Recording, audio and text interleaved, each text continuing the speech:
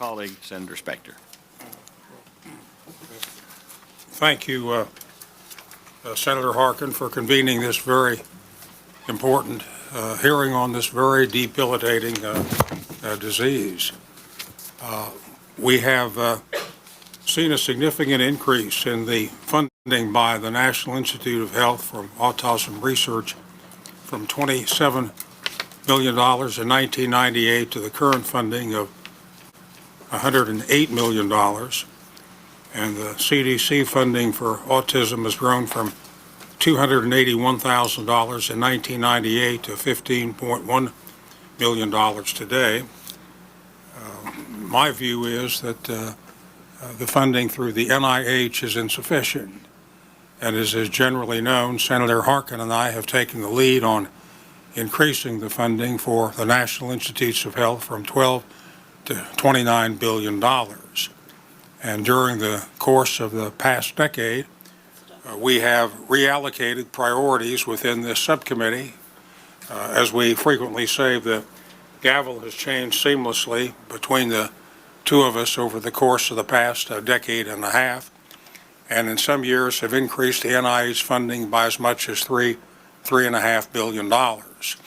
This year, with a lot of pressure, the budget resolution came forward with an additional $1.5 billion, and Senator Harkin and I added an amendment to add $2.2 billion more to the National Institutes of Health.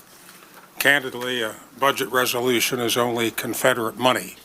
It doesn't really count until there is an allocation. Senator Harkin and I are working our way up the seniority route, and we're getting to be closer to the coveted status of chairman of appropriations. Only Senator Cochran is ahead of me on the Republican side, and it's a great position to have, to be able to deal in real dollars when those allocations are made. But we hear parents across the country tell us about their children with autism, and it's an ailment, a malady, which I think could be solved if we had sufficient research intensity.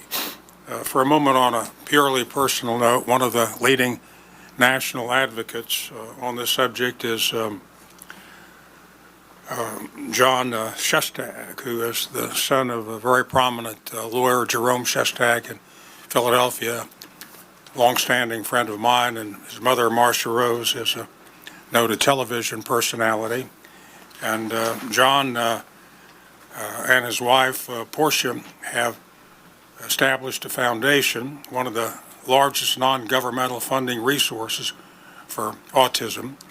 And they have recently joined with Bob and Suzanne Wright for the February merger of their two leading autism organizations. So it is very heartening to see this on the private sector. And Senator Harkin and I in this committee, and I think really the whole Congress, are determined to increase funding so we can find an answer to autism.